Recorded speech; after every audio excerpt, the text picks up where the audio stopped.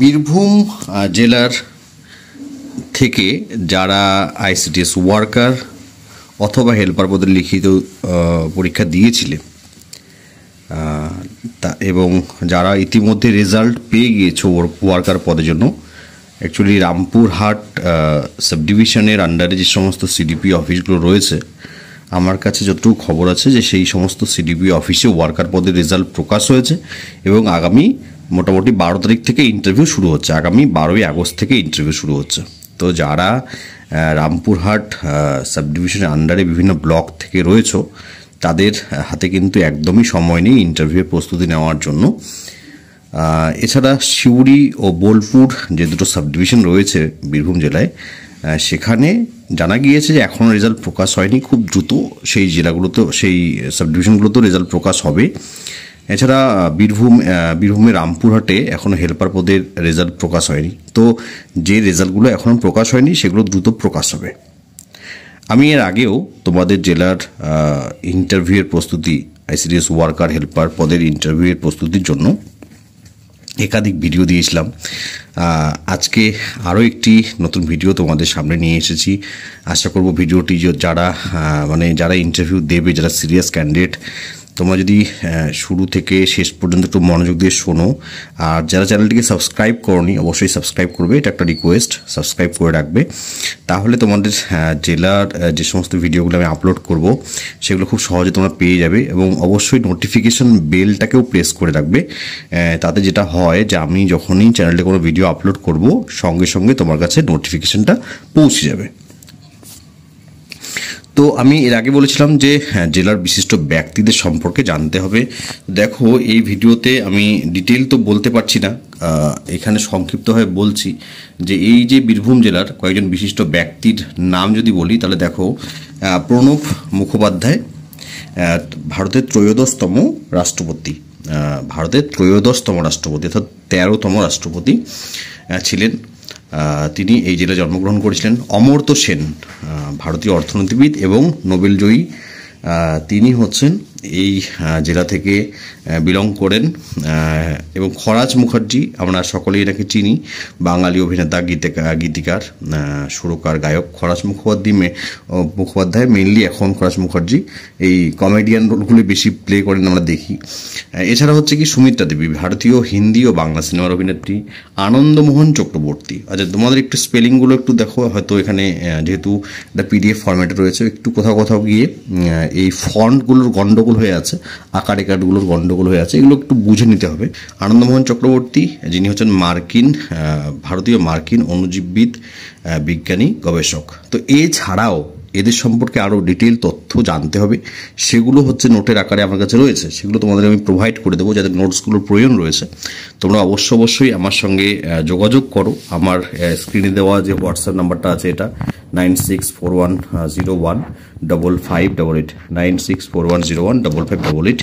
তোমরা যারা বীরভূম অথবা হুগলি জেলা থেকে এই ভিডিও দেখছো এবং যারা ইন্টারভিউয়ের প্রস্তুতি নেবে কিন্তু কোথা থেকে এই তথ্যগুলো পাবে, বা একবারে হাতের মুঠোয় সমস্ত তথ্য ইন্টারভিউয়ের জন্য কোথা থেকে পাবে, অথবা কিভাবে তোমরা পড়তে হবে, একটু গাইডেন্সের দরকার রয়েছে, একটু গাইড করলে তোমাদের সুবিধা হয়, তাহলে তোমরা আমার সঙ্গে হোয়াটসঅ্যাপে যোগাযোগ করো। তোমাদের ইন্টারভিউয়ের জন্য যত ধরনের নোটস প্রয়োজন, হেল্পার হোক বা ওয়ার্কার হোক, সবগুলো তোমাদের দিয়ে দেওয়া হবে এবং গাইড করা হবে তোমাকে ইন্টারভিউ পর্যন্ত, যাতে তুমি হাসি মুখে ইন্টারভিউটা দিয়ে বেরোতে পারো। তো সেজন্য সম্পূর্ণভাবে গাইড করা হবে হোয়াটসঅ্যাপ গ্রুপে, এবং নোটসগুলো তোমাদেরকে পার্সোনালি দিয়ে দেওয়া হবে। তো পে করতে হবে 300 টাকা। যাদের নোটসগুলো প্রয়োজন রয়েছে আর দেরি করবে না, আজকেই যোগাযোগ করো, যত দেরি করবে তত পিছিয়ে পড়বে। এই হলো নাম্বার। এবার দেখো, যেটা বলছিলাম দর্শনীয় স্থান, তো যেমন হচ্ছে কি উল্লেখযোগ্য দর্শনীয় স্থান হলো বোলপুর শান্তিনিকেতন। তোমরা কিন্তু স্পেলিংটা আমি বলেছি আগেও, আবার বলছি যে এগুলো ফন্টগুলো একটু গন্ডগোল হয়ে আছে। তো ভ্রমণে আগ্রহী ব্যক্তিদের জন্য একটি সপ্তাহান্ত নিখুঁত গেটওয়ে গন্তব্য হলো বোলপুর শান্তিনিকেতন। এটি মহানগরীর উদাসীন গতি এবং দূষণ থেকে দূরে একটি দুর্দান্ত মনোরম জায়গা। রবীন্দ্রনাথ ঠাকুরের বিশ্বভারতী বিশ্ববিদ্যালয় এই স্থানটির মূল আকর্ষণ। তো বিশ্বভারতী বিশ্ববিদ্যালয় সম্পর্কেও দু এক লাইন জানতে হবে। এই হলো একটি শান্তিনিকেতনের বাড়ি বোলপুরে, যেটা রবীন্দ্রনাথ ঠাকুরের, সেটা একটা ছবি এখানে তোমার জন্য তুলে ধরা হয়েছে। তারাপীঠ, তো তারাপীঠ হচ্ছে কি পশ্চিমবঙ্গের বীরভূমে রামপুরহাটের নিকটে একটি ছোট মন্দির শহর।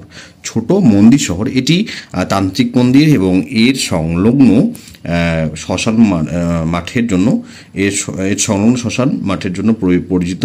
সেখানে তান্ত্রিক অনুষ্ঠান হয়। তারাপীঠ সাধক বামা খেপার জন্য বিখ্যাত। বক্রেশ্বরের উষ্ণ প্রস্রবণ সম্পর্কে মোটামুটি সকলেই জানি, তারাপীঠের মন্দির সম্পর্কে সকলেই জানি, যে বোলপুর শান্তিনিকেতন সম্পর্কে সকলে জানি। তো এই তথ্যগুলো জানতে হবে। কি বলা হয়েছে, বীরভূম জেলা বক্রেশ্বরের মহিষমর্দিনীর মন্দির ভারতের 51টি শক্তিশালী পীঠগুলির মধ্যে একটি এবং বক্রেশ্বরে 8টি হট স্প্রিংয়ের জন্য বিখ্যাত। তারপরে কি রয়েছে, ফুল্লরা মাতার মন্দির রয়েছে, চাকুরি গ্রাম, বল্লভপুর বন্যজীবন অভয়ারণ্য, মামাভাগ্নে পাহাড়, সরকার রাজবাড়ি, আমখই জীবাশ্ম কাঠের পার্ক, তারাশঙ্কর মিউজিয়াম ইত্যাদি। তো এই গেল কিছু তথ্য। এরপরে দেখো বীরভূম জেলার সার্বিক মানচিত্র। ঠিক আছে, এই দেখানোর চেষ্টা করছি, কতটা ক্লিয়ার আসছে তোমাদের ইয়েতে জানি না। ইলামবাজার, নানুর, বোলপুর শান্তিনিকেতন, লাভপুর, সাঁইথিয়া মিউনিসিপ্যালিটি, ময়ূরেশ্বর 1, তারপর মোহাম্মদ বাজার, সিউড়ি মিউনিসিপ্যালিটি, রামপুরহাট মিউনিসিপ্যালিটি, দেন হচ্ছে কি নলহাটি 1, 2, মুরারাই 1, মুরারাই 2, ইলামবাজার, দুবরাজপুর, খয়রাশোল, খুব সম্ভবত রেজিনগর, সিউড়ি 1, সিউড়ি 2। তো এই হলো একটা ঝাড়খণ্ড বীরভূমের সার্বিক মানচিত্র। এবং এখানে কিন্তু আমরা যদি দেখি তাহলে আমরা এই যে সীমানাটাও দেখতে পাচ্ছি। তো দেখো, তো এই যে বীরভূম জেলা মানচিত্রটা তোমরা দেখলে, তো প্রতিষ্ঠিত কত সালে হয়েছিল, 1820 সালে এই জেলাটি প্রতিষ্ঠিত হয়। বীরভূম যে নামকরণ, সেটার ইতিহাস যতটা বেশি জানতে পারবে ততটা ভালো। আয়তন কত, 4545 বর্গ কিলোমিটার। জনসংখ্যা কি রয়েছে, 2011 সালের সেন্সাস অনুযায়ী বীরভূমে মোট জনসংখ্যা 35,02,404 জন। 35,02,404 জন। এর মধ্যে গ্রামাঞ্চলে থাকে 91% মানুষ, 91.02%। পুরুষ জনসংখ্যা দেওয়া রয়েছে, মহিলা জনসংখ্যা দেওয়া রয়েছে এবং জনসংখ্যা বৃদ্ধির হার দেওয়া রয়েছে, জনঘনত্ব দেওয়া রয়েছে। আশা করি এগুলো তোমাদের কাজে লাগবে। লিঙ্গ অনুপাত দেওয়া রয়েছে, প্রতি 1000 জন পুরুষে 956 জন মহিলা। সাক্ষরতার হার কত, 70.68 2011 সালের সেন্সাস অনুযায়ী এই তথ্যগুলো। সীমানা কি রয়েছে দেখো, সীমানা বলা হয়েছে কি, বীরভূমের উত্তরে রয়েছে মালদা জেলা রয়েছে উত্তরে, এবং দক্ষিণ সীমান্তে রয়েছে বর্ধমান জেলা, পশ্চিমে রয়েছে মুর্শিদাবাদ, আর পূর্বে রয়েছে মুর্শিদাবাদ, পশ্চিমে রয়েছে ঝাড়খণ্ড রাজ্য। তো এই একটু আগে ম্যাপটা দেখছিলাম।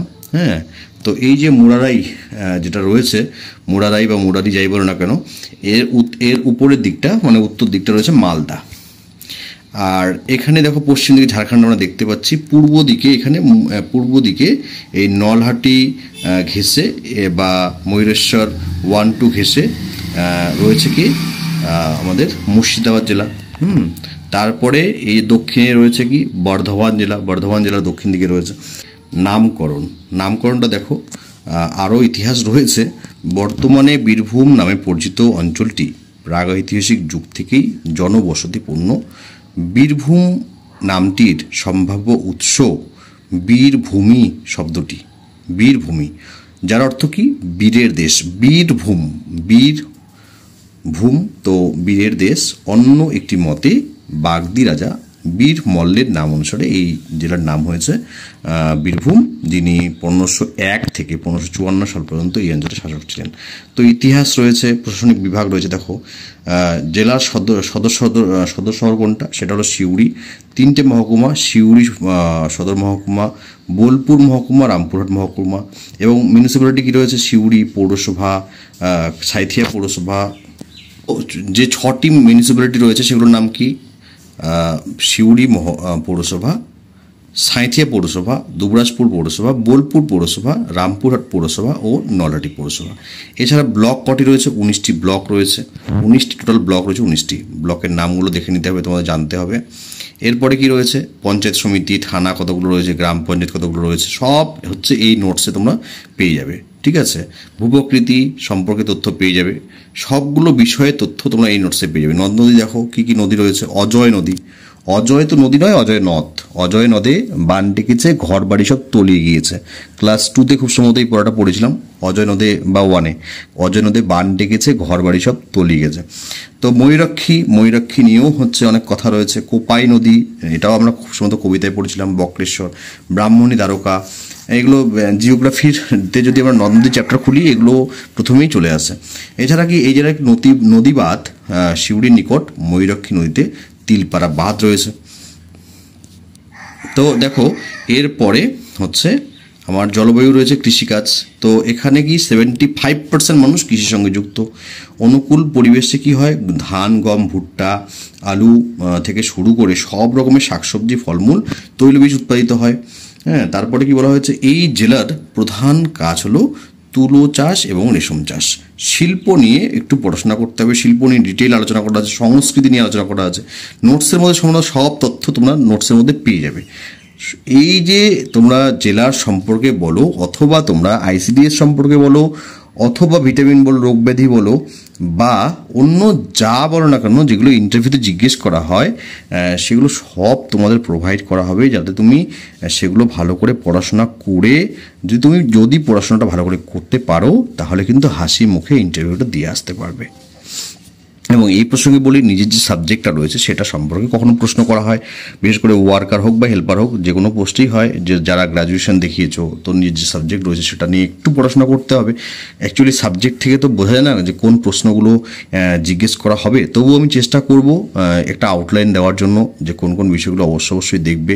বিশেষ করে বাংলা ও ইংরেজি থেকে যারা রয়েছো, যারা হচ্ছে বীরভূম জেলার ক্যান্ডিডেট, বাংলা ইংরেজি থেকে রয়েছো, তারা অবশ্যই কমেন্ট করবে। আমি যদি দেখি যে তোমাদের কমেন্ট প্রচুর রয়েছে বাংলা ও ইংরেজি অনার্স বা বাংলা ও ইংরেজি নিয়ে পড়াশোনা করেছো মেজর সাবজেক্ট হিসেবে, তো আমি নিশ্চয়ই একটা ছোট্ট ভিডিও তোমাদের জন্য দেবো। অথবা যারা পলিটিক্যাল সায়েন্স থেকে আছো, অথবা যারা হিস্ট্রি থেকে রয়েছো, প্রত্যেকেই কমেন্ট করবে কে কোন ডিপার্টমেন্ট থেকে রয়েছো, কে কার কোনটা সাবজেক্ট ছিল গ্র্যাজুয়েশনে। তোমরা যদি চাও যে সাবজেক্ট নিয়ে কোনো কিছু আলোচনা করি তোমাদের জন্য, তাহলে অবশ্যই কমেন্ট করবে। কে কোন জেলা থেকে দেখছো, বীরভূম জেলা থেকে যদি দেখছো তাহলে কোন ব্লক থেকে দেখছো, অবশ্যই জানাবে। রেজাল্ট যদি দেখতে পেয়েছো তাহলে জানাবে কোয়ালিফাই করেছো কিনা। একটু কমেন্ট করে হচ্ছে তোমরা কমেন্ট বক্সটাকে সমৃদ্ধ করবে, আর আমি তোমাদেরকে তথ্য দিয়ে সমৃদ্ধ করব।